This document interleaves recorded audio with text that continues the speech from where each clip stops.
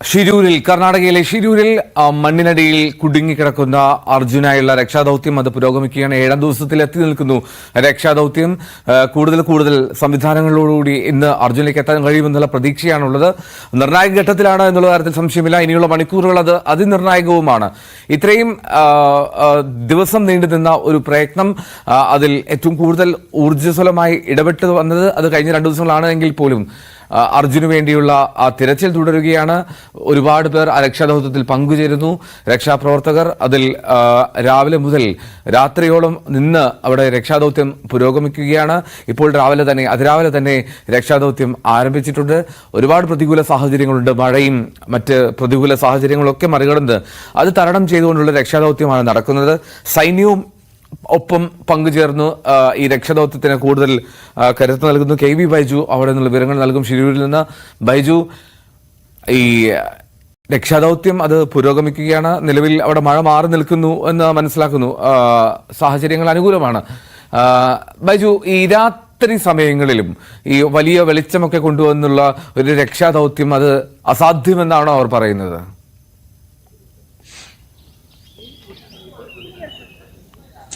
എൽദോ, രാത്രിയും പകലും അത്തരത്തിലുള്ള തെരച്ചിൽ ഊർജിതമാക്കിയാൽ മാത്രമേ ഇനിയുള്ള ദിവസമെങ്കിലും അത്തരത്തിൽ തെരച്ചിൽ നടത്തിയാൽ മാത്രമേ നമുക്ക് എന്തെങ്കിലും ഒരു അനുകൂലമായ ഒരു വാർത്ത നമുക്ക് ഇവിടുന്ന് പ്രതീക്ഷിക്കാൻ പറ്റൂ. ഇന്ന് നമുക്ക് ഒരു പക്ഷേ അവസാന മണിക്കൂറുകൾ എന്ന ഒരു അത്തരത്തിൽ വേദനാജനകമായ ഒരു വാക്ക് നമുക്ക് ഉപയോഗിക്കേണ്ടി വരും. കാരണം ഇനി ഇതിൽ പ്രതീക്ഷ അസ്തമിക്കുന്ന രീതിയിലേക്കാണ് കാര്യങ്ങൾ പോകുന്നത്. ഇന്ന് ഈ കരയിലുള്ള മുഴുവൻ മണ്ണും നീക്കം ചെയ്യാൻ കഴിഞ്ഞാൽ നമുക്ക് ഇതിനൊരു സ്ഥിരീകരണം ഉണ്ടാകും. അല്ലാതെ കഴിഞ്ഞ ദിവസം റവന്യൂ മന്ത്രി പറഞ്ഞതുപോലെ ഏതെങ്കിലും തരത്തിൽ ഈ കരയിൽ കുറച്ച് മണ്ണ് മാത്രം എടുത്ത് അതിൽ വലിയ ദ്വാരമുണ്ടാക്കി അതിൽ കമ്പി കുത്തി നോക്കുന്ന രീതിയിലൊക്കെ വളരെ അശാസ്ത്രീയമായ രീതിയിലുള്ള പരിശോധനകളും ഈ കണ്ടെത്തലുകളുമാണ് ഈ കഴിഞ്ഞ ദിവസങ്ങളിലൊക്കെ ഉണ്ടായത്. അതൊന്നുമല്ല വേണ്ടത്. കൃത്യമായ ശാസ്ത്രീയമായ പരിശോധന നടത്തി അവിടെ ഈ വാഹനമില്ല, ഈ അർജുൻ സഞ്ചരിച്ച ട്രക്ക് ഇല്ല എന്ന ഔദ്യോഗികമായ ഒരു കണ്ടെത്തലാണ് വേണ്ടത്. ഏതായാലും സൈന്യത്തിന്റെ ഭാഗത്തു നിന്നും ഇന്ന് കൃത്യമായ വിവരങ്ങൾ ഉണ്ടാകും. ഞാനിപ്പോൾ നിൽക്കുന്നത് ഈ അടുത്താണ്, ഇതിന് തൊട്ട് പിറകിലാണ് ഈ അപകടം നടന്ന സ്ഥലം. ഇപ്പോൾ കഴിഞ്ഞ ദിവസങ്ങളിലൊക്കെ നമുക്ക് കുറച്ചും കൂടി മുന്നോട്ടായിരുന്നു നമ്മളെ തടഞ്ഞതെങ്കിൽ നമ്മളിപ്പോൾ വളരെ സമീപത്ത് തന്നെയാണുള്ളത്. ഈ രക്ഷാപ്രവർത്തന സ്ഥലത്തേക്ക് ഇപ്പോൾ ആരെയും തന്നെ കടത്തിവിടുന്നില്ല. വലിയ തോതിലുള്ള അത്തരത്തിലുള്ള രക്ഷാപ്രവർത്തനമാണ് അവിടെ പുരോഗമിക്കുന്നത്. കരയിലും ഒപ്പം പുഴയിലും രക്ഷാപ്രവർത്തനം ഉണ്ടാകും. ഇന്ന് പ്രധാനമായും കരയിൽ തന്നെയാണ് ഇത്തരത്തിൽ പരിശോധന നടത്തുന്നത്. ഇന്നലെ റവന്യൂ മന്ത്രിയുടെ വാക്കുകളെല്ലാം തന്നെ തള്ളിക്കൊണ്ടാണ് കുടുംബവും രംഗത്തെത്തിയത്. അത് തന്നെയാണ് നമുക്ക് ഇവിടുന്ന് കാണാൻ സാധിക്കുന്നത്. ഇന്നലെ കരയിലില്ല എന്ന് ഈ സ്ഥിരീകരണം അദ്ദേഹം നടത്തിയെങ്കിൽ ഇന്ന് കരയിൽ തന്നെയാണ് ഇന്ന് പരിശോധന നടത്തുന്നത്. നേരത്തെ എവിടെയാണോ ഈ ട്രക്ക് ഉണ്ടായിരുന്നു എന്ന് നേരത്തെ ഈ റഡാർ സിഗ്നൽ ഉൾപ്പെടെ ലഭിച്ച സ്ഥലം, അതേ സ്ഥലത്ത് തന്നെയാണ് ഇന്ന് പരിശോധന നടത്തുന്നത്. സൈന്യം ആ ഒരു സ്ഥലത്ത് തന്നെ തിരച്ചിൽ തുടരാനാണ് ആവശ്യപ്പെട്ടിരിക്കുന്നത്. ഒപ്പം ഈ മേഖലയിലുള്ള വിദഗ്ധരും ആ സ്ഥലത്ത് ട്രക്ക് ഉണ്ട് എന്ന് തന്നെയാണ് അവരും പറയുന്നത്. എന്തായാലും നിരവധി ലോറികൾ എനിക്ക് സമീപമൊക്കെ ഈ മണൽ കൊണ്ടുപോകാൻ ഉള്ള നിരവധി ലോറികൾ എനിക്ക് സമീപമൊക്കെ ഉണ്ട്. ഈ JCB ഉപയോഗിച്ച് പരമാവധി മണ്ണ് ഇവിടെ നിന്ന് പുറത്തേക്ക് കൊണ്ടുപോവുക. അതുകൊണ്ട് തന്നെ ആ മണ്ണിന്റെ ഈ ഒരു കഴിഞ്ഞ ദിവസങ്ങളിലൊക്കെ നമ്മളത് പറഞ്ഞതാണ്, ഈ ട്രക്ക് ചെരിഞ്ഞ് വീണിട്ടുണ്ടെങ്കിൽ അതൊരു 2.5 മീറ്റർ ഉയരം മാത്രമേ ഉണ്ടാവൂ. അതുകൊണ്ട് തന്നെ അതിലും ഇരട്ടി അതിലെത്രയോ ഇരട്ടി മൺകൂന ഇപ്പോൾ ഈ പ്രദേശത്തുണ്ട്. എന്തായാലും ആ മണ്ണുകൾ മുഴുവൻ നീക്കം ചെയ്യണം. റോഡിൽ ഇപ്പോൾ ഈ മലയിടിഞ്ഞ് റോഡിലേക്ക് വീണ മുഴുവൻ മണ്ണ് നീക്കം ചെയ്യണം. അല്ലാതെ പെട്ടെന്ന് തന്നെ ഒരു നിഗമനത്തിലേക്ക് എത്താൻ പറ്റില്ല എന്നാണ് ഇപ്പോൾ ഈ വിദഗ്ധരും ഒപ്പം സൈന്യവും തിരിച്ചറിയുന്നത്. ഏതായാലും സൈന്യം ഇന്നലെ ഇവിടെ എത്തിയെങ്കിലും അവർ ഏതെങ്കിലും തരത്തിലുള്ള ഒരു പരിശോധനയിൽ അവർ ഉണ്ടായിരുന്നില്ല. അവർ ആദ്യം ഈ സ്ഥലങ്ങൾ കൃത്യമായി മനസ്സിലാക്കി ഏത് തരത്തിലുള്ള രക്ഷാപ്രവർത്തനമാണ് നടത്തേണ്ടത് എന്ന ഒരു നിഗമനത്തിലേക്ക് എത്തുകയായിരുന്നു. അതിന്റെ അടിസ്ഥാനത്തിലാണ് ആധുനിക സംവിധാനങ്ങൾ ഇവിടെ ഉപയോഗിക്കണം എന്ന ഒരു ഘട്ടത്തിലെത്തിയിരിക്കുന്നത്. എന്നാലും ഉച്ചയോടുകൂടി ഈ സംവിധാനങ്ങളൊക്കെ ഇവിടെ എത്തും. അങ്ങനെയെങ്കിൽ വളരെ പെട്ടെന്ന് തന്നെ എവിടെയാണ് ഈ ട്രക്ക് ഉള്ളതെന്ന് ഐഡന്റിഫൈ ചെയ്യാൻ പറ്റും. കാരണം ഈ പുഴയിലൊക്കെ വലിയ തോതിലുള്ള മണൽ അടിഞ്ഞുകൂടിയിട്ടുണ്ട്. അതൊന്നും ഇപ്പോൾ ഉപയോഗിക്കുന്ന സംവിധാനം അടിസ്ഥാനത്തിൽ അതൊന്നും ഇവിടുന്ന് മുഴുവനായും പൂർണ്ണമായും നീക്കം ചെയ്യാൻ ഇനി ദിവസങ്ങളോളം എടുക്കും. ഏതായാലും 7 ദിവസം ഇപ്പോൾ ആയിരിക്കുന്നു ഈ അപകടം നടന്ന്. 3 പേർ ഇപ്പോഴും മണ്ണിനടിയിൽ ഇത്തരത്തിലുണ്ട്. അവർ തിരിച്ചു വരും, ജീവിതത്തിലേക്ക് തിരിച്ചു വരും എന്ന പ്രതീക്ഷയോടെ കുടുംബങ്ങളും ഒന്നടങ്കം കാത്തിരിക്കുന്നു. എന്നിട്ടും രക്ഷാപ്രവർത്തനത്തിന് ഈ മന്ദഗതി വളരെ ഏറെ വേദനാജനകമായ വസ്തുതയാണ്. ഏതായാലും ഇന്ന് അവസാന മണിക്കൂറുകളാണ്, നമ്മുടെ പ്രതീക്ഷ നൽകുന്നതിന്റെ ഏറ്റവും അവസാന മണിക്കൂറുകൾ എന്ന് നമുക്ക് പറയേണ്ടി വരും. ഏതായാലും നേരത്തെയൊക്കെ എൽദോ സൂചിപ്പിച്ചതുപോലെ തന്നെ ഒരു മിറാക്കിൾ, ഒരു അത്ഭുതം അവിടെ സംഭവിക്കും അല്ലെങ്കിൽ എന്ന പ്രതീക്ഷിച്ചിരിക്കേണ്ടി വരും. ഇന്ന് നമുക്ക് വലിയ പ്രതീക്ഷയുണ്ട്. നിരാശയുണ്ടായത് ഇന്നലത്തെ റവന്യൂ മന്ത്രിയുടെ പ്രസ്താവന തന്നെയാണ്. അത് ഉദ്യോഗസ്ഥർ തെറ്റിദ്ധരിപ്പിച്ചായിരിക്കാം അത്തരത്തിലൊരു പ്രസ്താവന നടത്തിയത് എന്നാണ് ഇപ്പോൾ കേരളത്തിൽ നിന്നുള്ള ഈ MK രാഘവൻ MP ഉൾപ്പെടെയുള്ളവർ പറയുന്നത്. എന്തായാലും അത് ആ വാക്കുകൾ പൂർണ്ണമായും കുടുംബവും തള്ളുന്നുണ്ട്. എന്തായാലും നമുക്ക് നല്ലൊരു വാർത്ത ഇന്നും നമ്മൾ പ്രതീക്ഷിച്ചുകൊണ്ട് തന്നെയാണ് ഇവിടെ നിന്ന് റിപ്പോർട്ട് ചെയ്യുന്നത്. കഴിഞ്ഞ കുറച്ച് ദിവസങ്ങളായി ഓരോ ബുള്ളറ്റിനും നമ്മൾ നിരന്തരം ഈ വാർത്ത നമ്മൾ പ്രക്ഷേപണം ചെയ്യുന്നുണ്ട്. അത്തരത്തിൽ നമ്മൾ ഇവിടുന്ന് ഓരോ വിവരങ്ങളും കൃത്യമായി പ്രേക്ഷകരിലേക്ക് എത്തുന്നുണ്ട്. ഞാൻ ഏതായാലും തൊട്ട് സമീപത്ത് തന്നെയുണ്ട്. നമുക്ക് എല്ലാ വിവരങ്ങളും ഇവിടെ നിന്ന് നമുക്ക് അറിയാൻ സാധിക്കും. ആ സംഭവ സ്ഥലത്ത് മാത്രം നമുക്ക് ഇപ്പോൾ പ്രവേശനം ഇല്ല എന്ന് മാത്രമേ ഉള്ളൂ. സൈന്യം ഉൾപ്പെടെ ഇപ്പോൾ തെരച്ചിൽ ഇവിടെ ആരംഭിച്ചിട്ടുണ്ട്. കാലാവസ്ഥ എൽദോ സൂചിപ്പിച്ചതുപോലെ വളരെ അനുകൂലമായ കാലാവസ്ഥയാണ്. ഇപ്പോൾ വെയിൽ വന്ന ഒരു സാഹചര്യമാണ്. പക്ഷേ മാറിയും മറിഞ്ഞും ഇരിക്കുന്ന ഒരു കാലാവസ്ഥയാണ്. കഴിഞ്ഞ ദിവസങ്ങളിലൊക്കെ നമ്മൾ ശ്രദ്ധിച്ചാൽ അത് മനസ്സിലാകും. നമ്മൾ നല്ല വെയിലുണ്ടായ സമയത്ത് നമ്മൾ അത് വാർത്ത ചെയ്യുന്ന സമയത്ത് തൊട്ട് പിന്നാലെ തന്നെ മഴ വരുന്ന ഒരു സാഹചര്യം ഒക്കെ ഉണ്ടായിരുന്നു. പക്ഷേ വളരെ അനുകൂലമായ ഒരു സാഹചര്യം തന്നെയാണ്. എനിക്ക് പിന്നിൽ പോകുന്ന ലോറി, ആ ലോറിയിലാണ് ഇപ്പോൾ ഈ പ്രദേശത്ത് നിന്നും മണലെടുത്ത് തൊട്ടടുത്ത സമീപത്തെ ഗ്രാമത്തിൽ കൊണ്ടുപോയി നിക്ഷേപിക്കുന്നത്. ഏതായാലും ഇനിയും കൂടുതൽ മണ്ണുകൾ ഈ പ്രദേശത്തുണ്ട്. ആ വലിയ മൺകൂനകൾ നീക്കം ചെയ്യേണ്ടതുണ്ട്. ആ മൺകൂനകൾ നീക്കം ചെയ്താൽ മാത്രമേ ട്രക്ക് അവിടെ ഇല്ല എന്നൊരു സ്ഥിരീകരണത്തിലേക്ക് എത്താൻ പറ്റൂ. നിലവിൽ ട്രക്ക് അവിടെ ഉണ്ട് എന്ന തരത്തിലാണ് ഈ വിദഗ്ധർ ഇപ്പോഴും പറയുന്നത്. അത് ട്രക്ക് ഇല്ല എന്ന്, റോഡിലില്ല എന്ന് കണ്ടെത്താൻ മാത്രമുള്ള ഒരു പരിശോധന അവിടെ ഉണ്ടായിട്ടില്ല.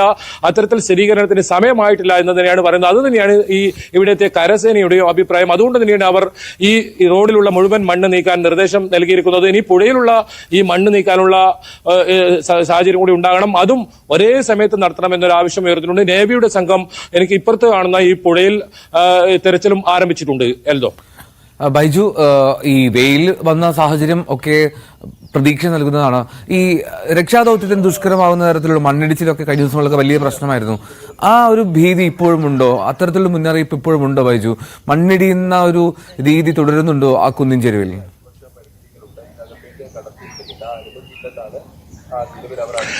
എൽദോ, അത്തരത്തിലൊരു വലിയ മണ്ണിടിച്ചിലൊന്നും കഴിഞ്ഞ 7 ദിവസങ്ങളിലായി ഇവിടെ ഉണ്ടായിട്ടില്ല. അത്തരത്തിലൊരു സാഹചര്യം അവിടെ ഉണ്ട് എന്ന് മാത്രമേ ഉള്ളൂ. ആ മുന്നറിയിപ്പ് ഉണ്ടെന്ന് മാത്രമേ ഉള്ളൂ. അതുകൊണ്ട് തന്നെയാണ് നമ്മുടെ മാധ്യമപ്രവർത്തകർ ഉൾപ്പെടെ നമ്മോട് മാറി നിൽക്കാൻ ആവശ്യപ്പെട്ടത്.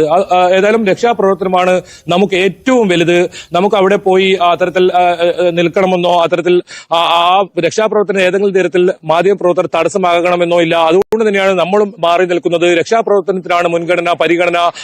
അത് നടക്കട്ടെ, ആ രക്ഷാപ്രവർത്തനം ഊർജിതമായി നടക്കട്ടെ. അതിന് ഏതൊരു കാര്യവും തടസ്സമാകരുത്. ഒരുപക്ഷെ കൂട്ടമായി മാധ്യമപ്രവർത്തകർ, ഇപ്പോൾ നമ്മൾ തുടക്കത്തിൽ ന്യൂസ് 18-നും 1-2 മാധ്യമങ്ങൾ മാത്രമാണ് ഇവിടെ ഉണ്ടായിരുന്നെങ്കിൽ ഇപ്പോൾ കേരളത്തിലെ മുഴുവൻ മാധ്യമങ്ങളും ഇപ്പോൾ ശിരൂരിലാണ്. അത്തരത്തിൽ ശിരൂരിലെ വാർത്ത ഈ നിരന്തരം എല്ലാ ചാനലുകളും ഇപ്പോൾ ഏറ്റെടുത്തിരിക്കുന്നു. ഇവിടെ ഉണ്ടായിരുന്ന ഓരോ സംഭവങ്ങളും കൃത്യമായി പ്രേക്ഷകരിലേക്ക് എത്തിച്ചത് ന്യൂസ് 18-ആണ്. ന്യൂസ് 18-ന്റെ കന്നഡ ചാനലിനെയും കൂടി സഹായത്തോടു കൂടിയാണ്. നമ്മൾ മാത്രമാണ് ഈ ഏറ്റവും മുകളിലുള്ള ദൃശ്യം. അവിടെ ഈ മൊബൈൽ റേഞ്ചിന്റെ ഒക്കെ പ്രശ്നമുണ്ട്. നമ്മുടെ ലൈവ് വ്യൂ ആണ് അവിടെ കൃത്യമായി ഈ ആദ്യം വിഷ്വൽ തത്സമയം തന്നെ നൽകിയിരുന്നത്.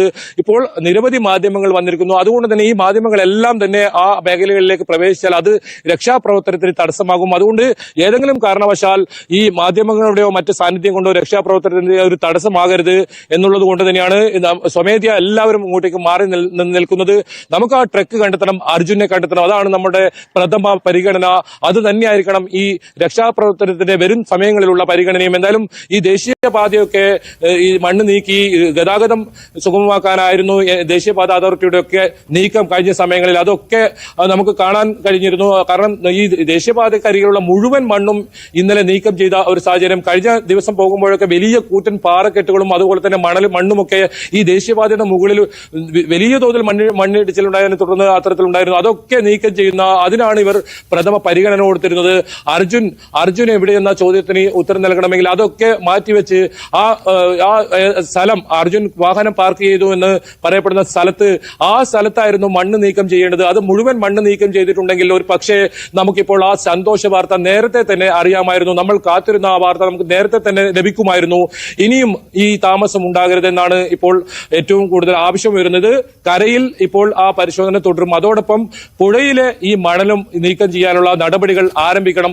ഒരു കുടുംബം എത്ര ദിവസമായി കാത്തിരിക്കുന്നു, ഒരു നാടൊന്നാകെ എത്ര ദിവസമായി കാത്തിരിക്കുന്നു, മുറവിളി കൂട്ടുന്നു, എവിടെ അർജുൻ എന്ന ഒരു ചോദ്യം നിരന്തരം ചോദിച്ചുകൊണ്ട്. അപ്പോഴും കർണാടക സർക്കാരിന്റെ ഭാഗത്തു നിന്നും അനുകൂലമായ നിലപാടാണോ ഉള്ളതെന്ന് സംശയിക്കേണ്ടിയിരിക്കുന്നു. 6-ാം ദിവസമാണ് സൈന്യത്തിന് ഇവിടെ എത്താൻ കഴിഞ്ഞത്. അത്രയും വൈകിയാണ് കുടുംബത്തിന് നിരന്തര ആവശ്യമുണ്ടായിട്ടും സൈന്യത്തിന് ഈ ചുമതല ഏൽപ്പിച്ചത്. ഏതായാലും സൈന്യത്തിൽ മാത്രമേ വിശ്വാസമുള്ളെന്ന് കുടുംബം തുടക്കത്തിൽ തന്നെ പറയുന്നുണ്ട്. അത് ശരിവെക്കുന്ന രീതിയിലാണ് ഇവിടുത്തെ രക്ഷാപ്രവർത്തനം നേരത്തെ ഉണ്ടായത്. ഇതിലും ചെറിയ അപകടങ്ങൾ ഉണ്ടായാൽ എങ്ങനെയാണ് കേരളം അതിനോട് ആ രീതിയിൽ ഇടപെടുന്നതെന്ന് നമുക്ക് പല സംഭവങ്ങളിലും നമുക്കറിയാം. ഇത്രയും വലിയൊരു അപകടം ഉണ്ടായിട്ട് ഒരു ട്രക്ക് ഉൾപ്പെടെ കാണാതായിട്ട് 10ഓളം പേർ മരണമടയുന്ന ഒരു സാഹചര്യം ഉണ്ടായിട്ട് നിരവധി പേർ കാണാതായി എന്ന പരാതി ആക്ഷേപം ഉയരുന്ന സ്ഥലത്ത് ഇങ്ങനെയാണോ ഒരു രക്ഷാപ്രവർത്തനം നടത്തേണ്ടത് എന്ന വലിയ ചോദ്യം ഇപ്പോഴും ആവർത്തിച്ച് നമുക്ക് ചോദിക്കേണ്ട ഒരു അവസ്ഥയാണ്. മുഖ്യമന്ത്രി എത്തി, മന്ത്രിമാരെത്തി, മറ്റ് രാഷ്ട്രീയ പാർട്ടി നേതാക്കളെത്തി. എന്തിനാണ് ഇവർ ഈ ഭാഗത്തേക്ക് വന്നത്? ഈ രക്ഷാപ്രവർത്തനം ഊർജിതമാക്കാനുള്ള നീക്കം അവർക്ക് ഓഫീസിലിരുന്ന് ചെയ്യാവുന്നതേ ഉണ്ടായിരുന്നുള്ളൂ. ഏതായാലും വളരെ പരിചയക്കുറവുള്ള ഒരു കലക്ടറാണ്. ഒരാഴ്ച മുമ്പ് മാത്രം ഈ IAS കിട്ടി ചാർജ് എടുത്ത ഒരു കലക്ടറാണ് ഇവിടെ ഉണ്ടായിരുന്നത്. ഈ കലക്ടറുടെ പരിചയക്കുറവാണ് ഇതിന് കാലതാമസം ഉണ്ടായതൊക്കെ ഇവിടുത്തെ MLA തന്നെ പറയുന്ന ഒരു സാഹചര്യം. എന്നിട്ടും അതേ കലക്ടറും അതേ SP തന്നെ ഇവിടെ ഉണ്ട്. നമുക്കറിയാം, കഴിഞ്ഞ ദിവസങ്ങൾ നമ്മൾ തന്നെയാണ് പുറത്തു കൊണ്ടുവന്നത് സെൽഫി. ഈ അപകടം നടന്ന ഇടത്തിൽ നിന്നും സെൽഫി എടുത്ത് അതൊക്കെ ഫേസ്ബുക്കിൽ പോസ്റ്റ് ചെയ്ത് പബ്ലിസിറ്റി നടത്തുന്ന ഒരു SP, അത്തരത്തിൽ മാധ്യമപ്രവർത്തകരെ അനാവശ്യമായി തടഞ്ഞു നിർത്തുന്ന ഒരു ഭരണകൂടം. എന്തായാലും വലിയ ഇടപെടൽ മാധ്യമപ്രവർത്തകരെ തടയുന്നത് സംബന്ധിച്ചും മറ്റുമൊക്കെ ഉണ്ടായെങ്കിലും ഇപ്പോൾ നമ്മുടെ ന്യൂസ് 8ന്റെ കന്നഡ സംഘമാണ് എനിക്ക് തൊട്ട് പിന്നിൽ ഇപ്പോൾ എത്തിയത്. ഒരു പക്ഷേ നമുക്ക് മുകളിലേക്ക് അവരുടെ കൂടെ പോകാൻ പറ്റുമെന്നാണ് നമ്മൾ പ്രതീക്ഷിക്കുന്നത്. ബൈജു പോയിക്കോളൂ, അങ്ങനെ വിടാൻ കഴിയുമെങ്കിൽ പോയിക്കോളൂ, അവരുമായി ബന്ധപ്പെടും ബൈജു. എന്നാലും അർജുന്റെ രക്ഷാദൌത്യം അത് പുരോഗമിക്കുകയാണ്. 7-ാം ദിവസത്തിലാണ്. നമ്മൾ വലിയ പ്രതീക്ഷയിൽ കാത്തിരിക്കുകയാണ് അർജുന്റെ വരവ് കാത്ത്. അർജുനിലേക്കുള്ള രക്ഷാദൌത്യം, ആ രക്ഷാകരങ്ങൾ അർജുനിലേക്ക് എത്താൻ കഴിയട്ടെ, അർജുനെ നമുക്ക് വീണ്ടെടുക്കാൻ കഴിയട്ടെ എന്ന് ആത്മാർത്ഥമായിട്ട് ആഗ്രഹിക്കുകയും ചെയ്യുന്നു. ഇപ്പോൾ ബൈജു സൂചിപ്പിച്ചതുപോലെ അവിടെ ഇപ്പോൾ കാലാവസ്ഥ അനുകൂലമാണ്. കാലാവസ്ഥയിൽ പ്രശ്നങ്ങൾ നിലനിൽക്കുന്നില്ല, സാഹചര്യം അനുകൂലമായി നിൽക്കുന്നു. അപ്പോൾ